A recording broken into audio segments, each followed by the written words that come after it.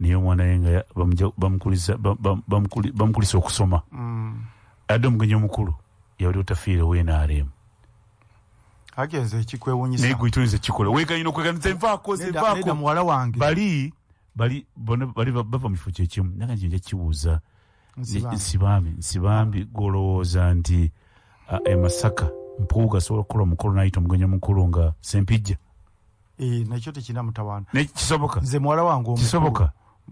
abakwano be ekyo nakirebe nekyewuunya abasatu abasinga okuba close ye muwala w'otafiire kakati ate gye bata unity bali banaffe bagirina muti mugirina unity and diversity nze gambye muwala wange omukulu bakwano be abasatu abasinga okuba mu close w'otafiire takuletera obuzibu wa muhanga kakati basically osambisa abiri tekina mutawaana ekyo abantu balu tebakyagala ekyo ye problem ya Buganda eri eki abantu abamu entondo nenge omugenzi Nsubuga Nsambu yagingamba nali sigimanyi omutima omubi nnyo ogubeera munda gwajjamu nga tewali agutegeera nze kyendowooza kukwatagana mu principle olaba mu parliament nti Robert Migadde yakoze pate omugenyi omukulu yensibambi FDC tebamugoba olinga nakyo akyogedde tebamugoba Migadde omu ku bakwano bange benkubira ne Kasimu ne bampa amagezi ate ye Migadde naddala mu by'okuvuba wasaladde oli mu NRM Kabuusu ate Kabuusu FDC naye kakati ate ye naye ali close ku by'okuvuba Migadde ye mukama waffe yatukulira wasaladde ddiiro oli mu NRM abantu baffe abava mu kitundu kino ekirwa kibakaluubirira nnyo ne bajja kukitegeera bali nabeewuunyiza nnyo gundi yabaddewo ono omulala nalabe otafiire mugenyi omukulu naye ndaba yali mu byobulimi yani ono Sempijja yalina emmundu weewano wazana bamuyita amannya gaba nti ngeerabira waliwo bamulaga mawuli nga alina emmundu Kibuule abeera newazana ayina Lukutana ate nze roya we ate nange ye roya wa beba abaddeyo naye ng'omukolo gw'FDC yali ticha wange kakati sibambi omukolo gw'FDC balukutana be babaddeko botafiire kankubuulire Lukutana yalondako ate n'awakanya ekisanja Lukutana ng'omuntu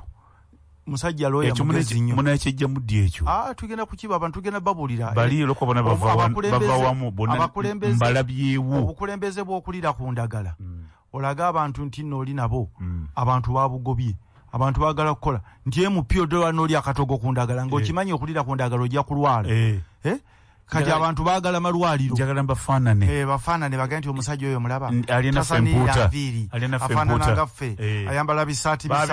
babigobye abantu baagala masanyalaze baagala nguudo nze ntwala bimotoka bigenda kukola nguudo kiri nkikuwadde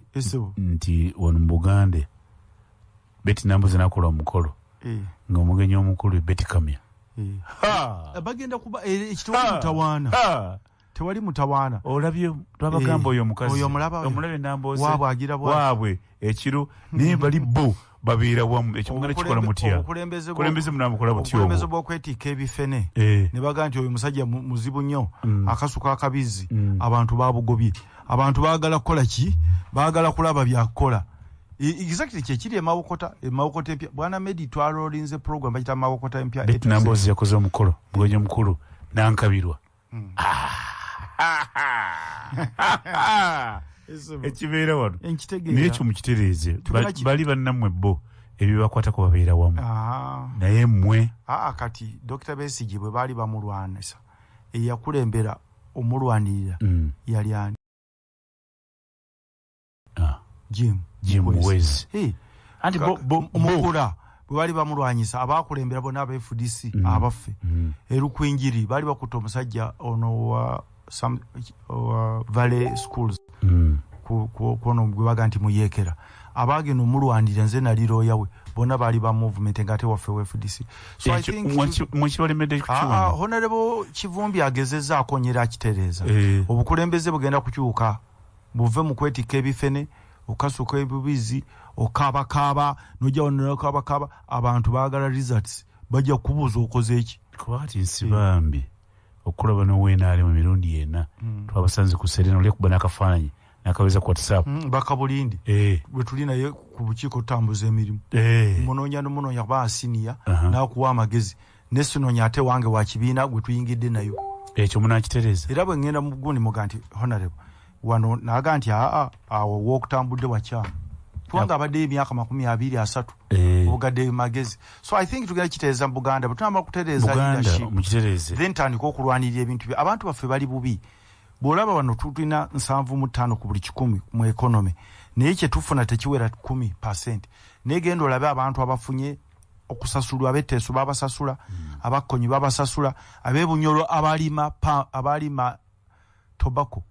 taba ne bamuguza omuntu bana Meddie wulya kino oli yaguza taba omuntu owa bulijjo n'ababba billions na billions baze ku parliament wabasasudde abaffe bakyabanja basimba nakakongo aberuweru tewali kiriwo mutuyambye mutya ebyo tulina okutunuulira tuleme kutunulira bino byakuzanyazanya kuwudisa abantu era bw'oyogera noono oli mulabe wasala eddiiro byofuze ebyo naganja kuza sibambi ebyo babyogere kuba n'abaana bagenzeeyo nga n'abantu abagenzeeyo nga bato ffe tuze kukola mulimu gwe bwebanga tadde programu yange nolowooza nti yanjitadde ndi wa movement notanzizaayo sijja kufa naye tulina okuwa abantu babulira ekituufu. Okay. Naleba Lukutana kwanza mukolo gwefudde singa bagwesibyeko botafiire balukutana nakino kibuuza nsibambi bo bakwatagana naffe tujja kukwatagana tambula bulungi sofa mutambula bulungi oli kakiiko kaki kusase busatu sibusi ng'oli munene nnyo Abedi boneka nakola mukolo ng'omugenyi mukulu ye otafiire badde mu mwaka lwabe abagalatiya abagalatiya bakyuse Abedi badde mu kuwakalulu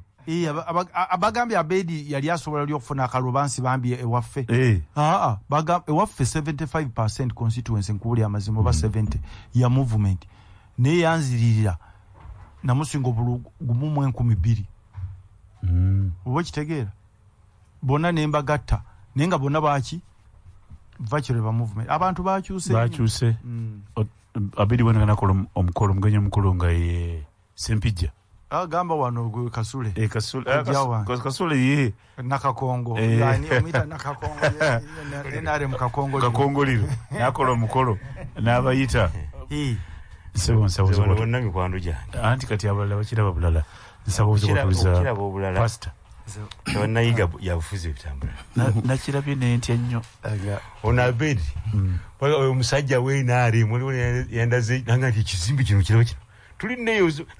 omusajja oyo waffe naavuddewo anti abantu abadekera bwana Meddie baagala bagaye nti opposition bwoba member opposition onakutambulira mu siripa ne bamanya nti oyo munaku munaffe okutambula na bifenensi boza watuliza Omugalatiya tweyanza nnyo mbalamusiza Abagalatiya ate n'abakulu betusanze wano mukulu Sibambi mukulu Kasule Ssebo naawe mukulu Meddie maya abantu baba tebanakuwulira eri bagamba lubanga olubasaze balamusiza abewaffe mu constituency ate mu Masaka City olunaku lw'okwosa eggulo twadde mu kuziika awo ekabonera mukulu Sendi Walakira famire tubasaasire ne bannakabonera badde musajja wa Kabaka nnyo ate nga musajja wa Kereziya musajja mulimi twamusubiddwa nnyo famire kitalo nnyo ate njagala okusaasira muganda waffe Mugerwa olw'okufiirwa mukyalawo bannabuddo fesebo zibave tuli bannabuddo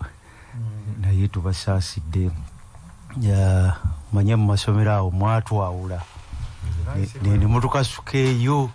ngera tsibu otobeera wa buddo otobeera wa Kisubi Kasule bagamba yasoma naye kyatuyambanga nga tubakwatira ku university obakwatira obategeraawo naffe gye tuva walikolayizaawo wasomera wa buddo Kisubi naye ekimu kye baakola mwiri kati amasomero the school mwiri bano tebabasomesanga bitabo byokka nga basomesa empisa ebintu by'obuntu bulamu bintu ebirala era nga bw'omusanga otegera nti ono yagenda mu ssomero naye tubasaasidde olwa headmaster oyo waffe owekkobe tubasaasidde nnyo n'abantu abala bangi betamanyi abafiiriddwa ab'enjawulo ate Masakali ati waffe Masaka olunaku lw'eggulo akwase eggulo twabadde mu kugaba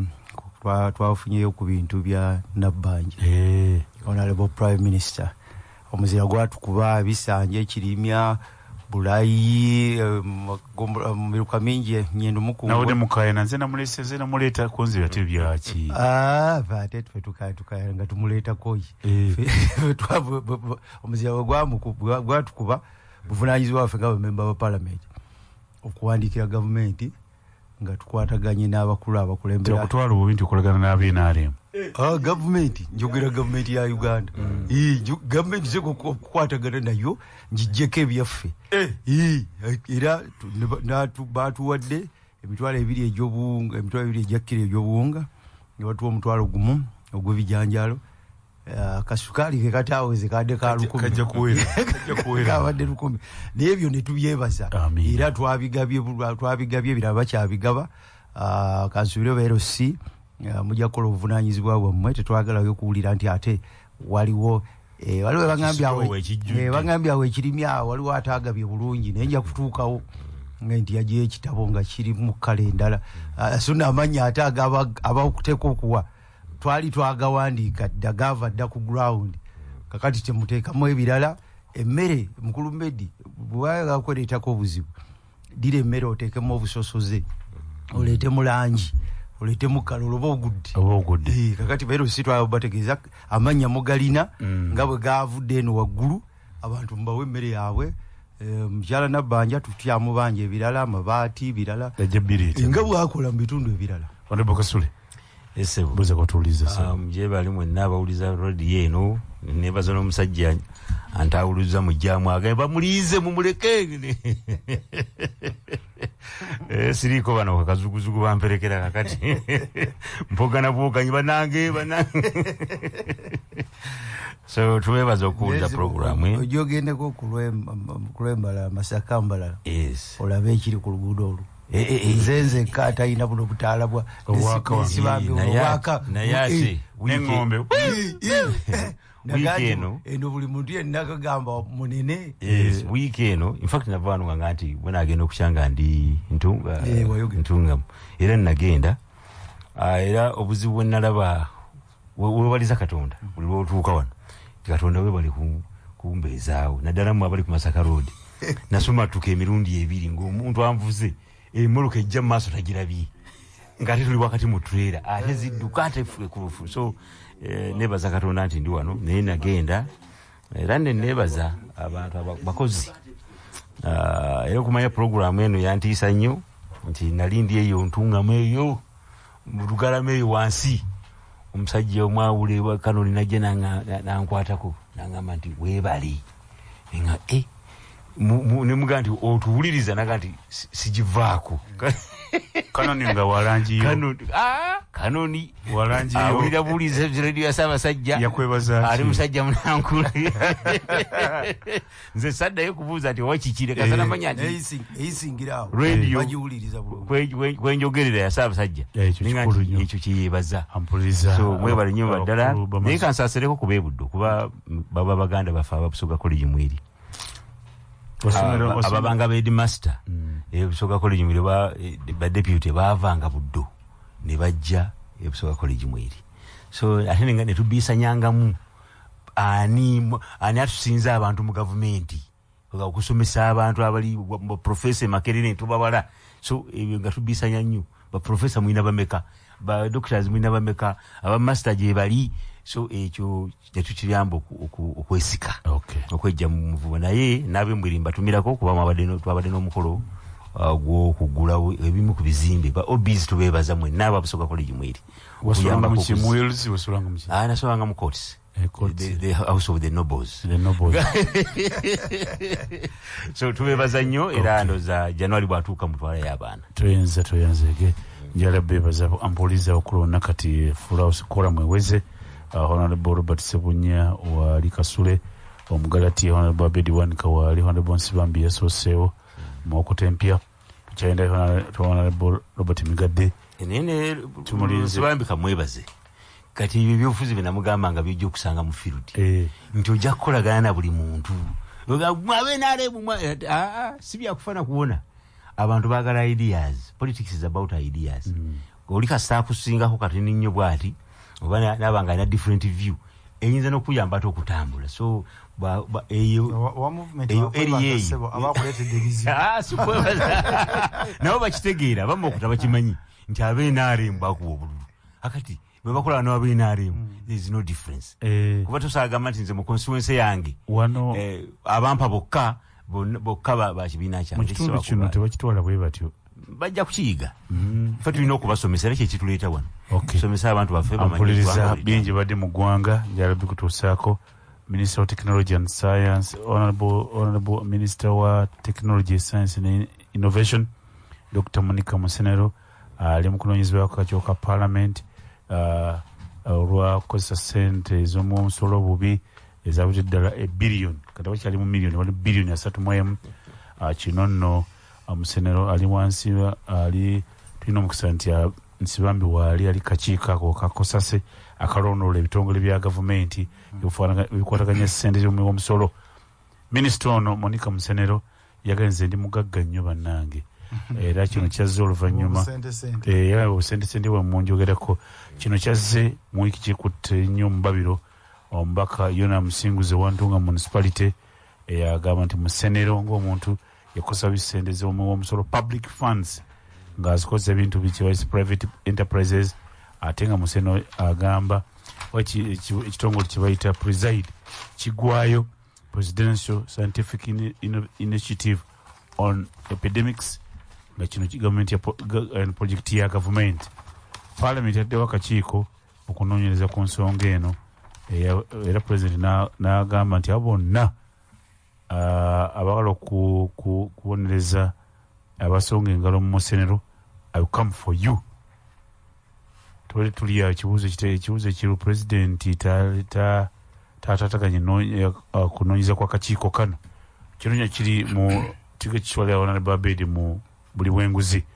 Ebadde wiiki ya Science, President yayogera Kololo nanga ndajja kulwanyisa buli bwenguzi. Kati ate omuntu bw'avaayo bw'ati n'alumiriza oli President n'agamba oyo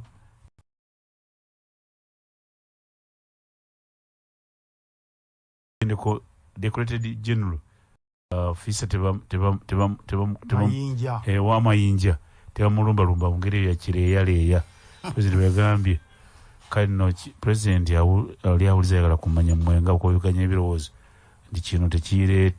tekireetewo okulaba nti kitataganya kunoonyereza. Ate President yagamba agenda kunoonyereza ku corruption. Gavumenti ebitongole byayo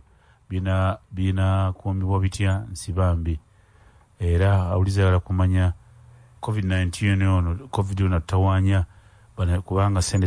ezavaayo zayisabiddwa za kunoonyeza kukola ku COVID tekireete okunafuya enteekateeka z'ensonga eno.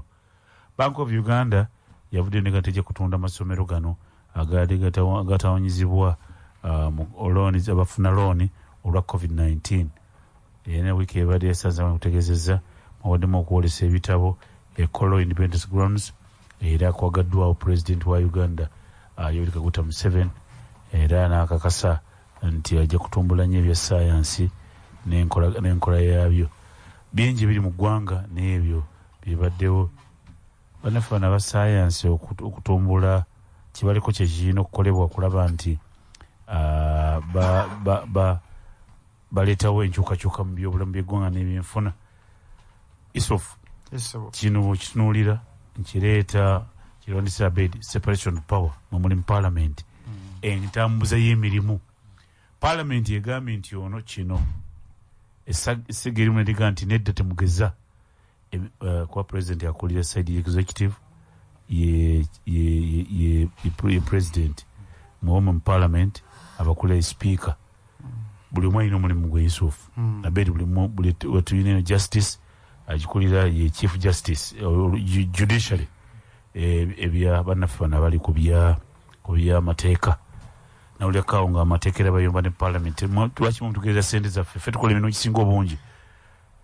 Kino kinaakola kitya Nsibambi nti Parliament egamba kino ettabidde ne ligamba kino nagwa kitya kitutwalawa tukole projection wabedi gwalitebwa bayita projection olugamba bakozesa projection forecast isibambi neyanza nnyo ssebo case study ya Musenero ekwagulire kikyala mu kusookera ddala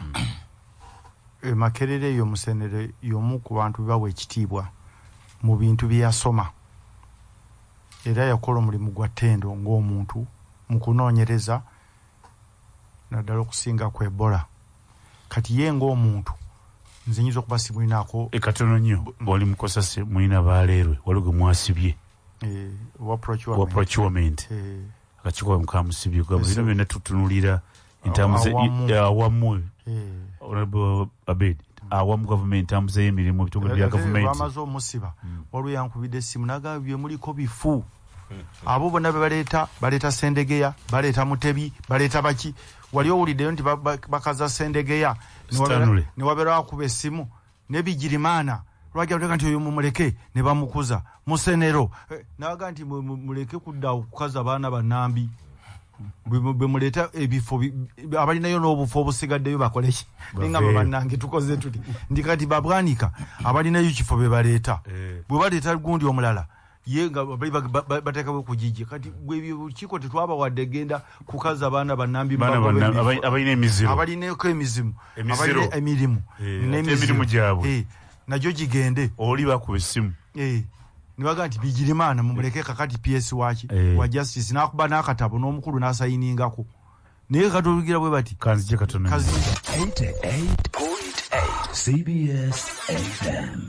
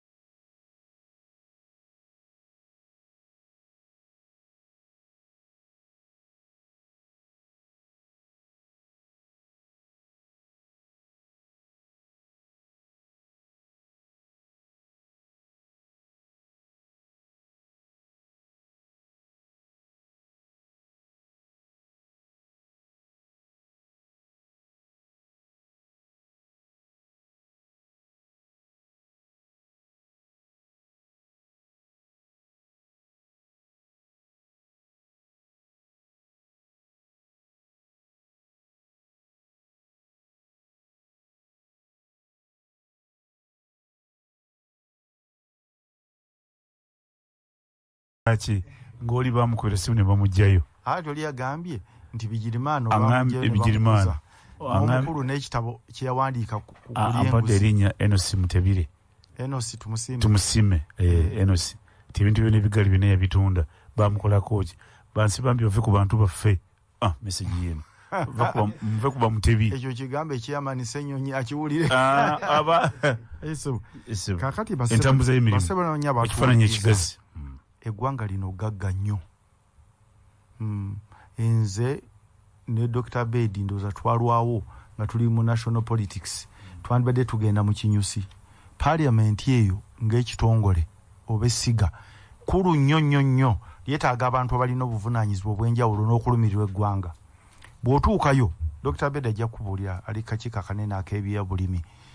nti eggwanga ssente ezoonoonekebwa n'ezibbibwa mpitirivu naye obuzibu ngira bwe tuba tukyogera buli kuffe abalonzi tulema okuteekayo abantu ab'omulamwa bolaba abalumirirwa oli n'omuggyako sukaali n'omuggyako akagaali n'omujjako ssente naye n'agenda ng'agenze yagenda mu kusuubula. Lwaki nkyogera? Bwe tulowooza okulwanyisa enguzi nga tetaddewo bantu balumirirwa ggwanga, waliwo ekizibu. Nze nina ekizibu okutuuka kakati bwana Meddie n'abatuwuliriza okulowooza nti abantu abali mu buyinza naddala aba gavumenti y'NRM nti kye bakola tebakimanyi. Bakimanyi. Obuli bw'enguzi kwe kutambulira gavumenti y'NRM. Nti omuntu amala okulyako, twali baana bato nga oli ebinyeebwa n'obirya ne bakuteka akazingonyo mu kamwa ne kakulaga nti olidde ebinyeebwa. Kakati oyo omuntu oyinza muwa kuba in charge owa sitowa y'ebinyeebwa kubanga okimanyi nti abirya. Bannaffe bano ab'NRM ndowooza ne kojja wange Ssebunya mwali mu primary zaabwe, primary bwe bululu obusunsu bakayita kamyufu. Sente ze bateekamu bonna be tunyumya nabo oli n'agamba nti mu kamyufu yateekayo miliyoni 4 oba 5. Kumpi 5 ku 100 obw'omusaala gwe nga yabuteeka mu kamyufu. Bwe batuuka eno ne batubiibya ne waffe wana Meddie nze nalinganya ogula sukaali sijja byogera ebyaddirira nagende ngamba ti bannange naye abantu baga nti weya tukwegayiridde mupya akalulu nga kayita mu ngalo ono avudde nesula ekyo no yayiyeeno n'ogamba banne zino sente zivaawo ennyingi bwe ziti. Kati mu mbeera eyo abantu abandibadde balondoola ebitongole bino ebirimu enguzi abandi Palamenti naye agenda nga yeetamwa olw'abalonzi kye bamuyisaamu. You see? Kakati bw'atuuka eri abaana kuzanya mupiira nabali. Kakati ne wabeerawo obuzibu nti abantu bakola bye bakola ki bye baagala. President Museveni emyaka 35 abadde mu buyinza. Bino byayogera abyogedde lunye. N'ateekawo ebitongole IGG. N'ateekawo ekitongole kiki. N'ateekawo kakati yatedde n'ekyo mu nnyumba ekikulirwa Nakalema. Kyengamba talina buyinza mu mateeka. Wabula alina obuyinza nti w'amagye avudde wa pulezidenti. N'ateekawo ekitongole buli wamu waliwo ekitongole naye enguzi yeeyongera buki bweyongeza. Honorable Simbwa yaleeta ekiteeso kyemmanyi kubanze nasoma International Financial Crime ekyandibadde kirwanyisa enguzi nti enguzi tebagirwanyisa gamba kukwata muntu agireeta kubanga abagireeta n'agifuna buli muntu aba nakyayagala. Enguzi bagikwatira mu bintu ebizimbiddwa mu nguzi. Omuntu waba alina oguzimbe gwoyogeddeko wano gwe badde bayogera ku muganda wange Dr. Abedi simanyi we guli ogwo munene omubuuza nti gwe Dr. Abedi ofuna miliyoni 1 ekizimbe kya biliyoni 2 sente wazijjewa bw'aba tasobola kwogera gye yazijje toddamu naga nti walidde enguzi oba tewalidde ekizimbe bakikwata bukwasi kye bayita asset forfeiture ekitegeeza omuntu akityaga kulya nguzi kubanga amanyi byayagenda okukola bagenda bikola ki bikwata wano ki ekibeerawo bateekako n'abapoliisi bakuuma private property nga abapoliisi bakuuma ekitegeeza omwadde ekitiibwa oyo yenyini waali enguzi n'agenda mu masinzizo gwe batuula mu maaso ne bagamba bwana Meddie tuviireko wano mukulu Abedi atuulewo mugenze wa Katonda mwenna mwenkana kubanga gwe tojja kugula muzindaalo gwogerwamu tojja kusasula masanyalaze tojja nagula motoka ey'omukulembeze wa Eklezia oba ekkanisa oba omuzikiti. So kakati waliwo obuzibu nze ndowooza pulezidenti bwadde ayogera ku nsonga y'enguzi ekkololo saagala ku bukulu bwe nga President Fountain of Honor ogamba nti crocodile tears nti oba byayikaabakaaba tebina mulamwa kubanga ekizibu akimanyi. Kyenjagala okujjamu byayogedde ng'ate kyekyandowooza okujjayo empapula nesimbewo okuba sipiika muganda wange wano Migadde ne mugamba Migadde olina omuziro londa Nsibambi n'alonda abalala ab'FDC n'ab'Etteeso nabulwa na nominatinga paka sawa 6 nomination ki okunsemba nembaga mba nkyogera wano namala kubira lulume ku sawa 7 ogw'ekiro ku makya yajje bibeyogera byonna nga abifunyawo ku makya sawa 2 FDC bagana Migadde teyampa ni Migadde ono teyakuwa ali mu byeyero aya t-shirt bya yero bamumba mukayanira kati yankulira ate yankulira kati ate ku by'obuvubi tulokayanira abantu baffe by'obuvubi ate tuli wamu naye senga nali speaker deputy speaker nandibadde nga kino kiyite tiyakitegeera Dr. Abedi yakitegeera ni bano bali tebategeera nsonga Yampa all the support. Kakati okay. Gadde mutima gunga mubi. Njagala nzire Kyambadde njagala ogamba basebo. President statement yayogera yali enzigizaayo empapula. Nti parliament ene n'okwetengerera okukola obulungi. Enyigiriziddwa nnyo bw'eti executive. Ffe tulina okuba bakalaba. Ffe tulina okusalawo ne tugamba nti ono MD aveewo. Ffe tulina okwogera ku equal opportunities nti kubanga nekyo kyennyini okuba nti akakundi kamu bakakyusa ne bakazza wano ne bakazza wali. Bw'olaba abantu abali mu ebyo kubanga si kya buvunanyizibwa okwogera ku report etenaba kufuluma. N'ebitongole bye twakabuulirizaako bw'olaba abantu ababivuya bw'obabuuza ono yaani ye kojja wa gundi ono ye gundi wa gundi kakati gy'ogenda bw'ogenda buteero ku poliisi babuulirize ng'ate akulira poliisi sezaalawe kakati besikale waliwo ekizibu. Parliament bwe bateyeetengedde tesobola kussa tewali independence tonna kyoyinza okukola. Amasiga gonna amalala nga baddemu okuggyako eri executive. Nze mbadde mu judiciary nyizo gamba nti liyali bwe njogera mu judiciary nga lawyer ndi officer wa court obeera mu judiciary. Tulabye biyise mu judiciary olina akuyita naga nti pressure gye tulina mpitirivu mu misango nadde gye n'egyokulonda pressure gye badde balina mpitirivu oli alina ekirowoozo kirala ne bamuteeka ku kirala ne bamunenya abalamuzi ne beetamwa naye asobola okukuuma abalamuzi obutanyigirizibwa kubanga yakola n'ensako yaabwe naani ye mukulu Migadde Dr. Abedi n'ensibambi nga balina independent legislature parliament. Omukulu yagambye tugenda bano nayo bw'oba batadde motion ku floor liba almost teeka libagenda okuleeta oba okusalawo ku lw'abantu nga tena bagitadde kakiiko babuulirize gwe n'ogamba nti oyo bijegere tabuulizibwako era bwe n'abawulira nti mumbuulizako tugenda kubanona. Ekyo si kitono okuva ewa president kubanga ye number 1 mu ggwanga ye fountain of honor. Kiba kitegeeza ki nti bino ebibuulizibwako mulimu abaana n'ebyana. Kakati ndowooza obuvunaanyizibwa bwe tulina mukulu Migadde Dr. Abedi kwe kuba kuddayo okumanya parliament erina kukola ki. Bwe tulowooza nti parliament erina kufugibwa speaker ekyo kikyamu si head mistress one head mistress naye atali nayo at least bu committees disciplinary committee speaker alina ku presiding over nibo banga president aganti ngenda bano nayo nzi speaker yandibadde akola dijani minaga nti kino tumale ogenda tukonfaringe ng'amasiga waggulu yatukulira ye mukama waffe agabe president ekintu kiwayogedde kimenyewo kubanga kireeta obunkenke eri ababaka bange. President oganti ngenda kukunona nga yalina amagye gwe tolina nakasaale kiba kitegeeza ki gwe nsibambi onowanika omukono owagire musinguzi yona tekisoboka kati nakana akakiiko ke bataddeko tekalina mulamwa nga baliwo statement ya president. Nze maliriza ensonga esebo nga ngamba ekizibu ky'eggwanga kinene nnyo mu bya obulyake basebo ne bannyabo sente eziri wano mu ggwanga tetwetaaga na kwewola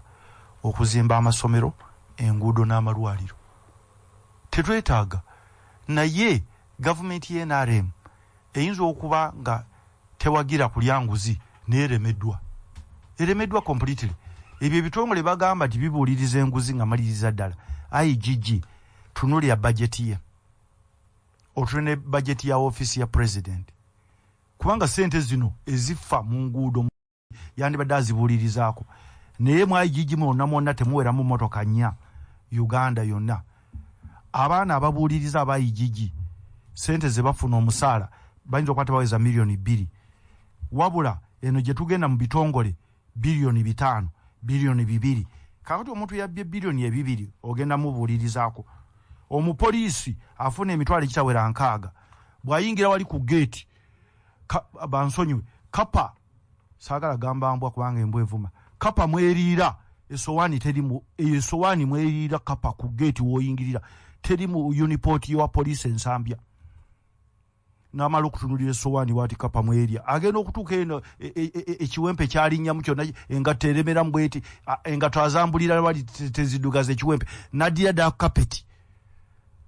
aze kunoonyereza aba afuluma enkuba n'etonnya olina mga ati kaba kutwaleko n'atula mu motoka agenda ekiro kyonna asulwa tunaga bano banaye mbadde mu ggulu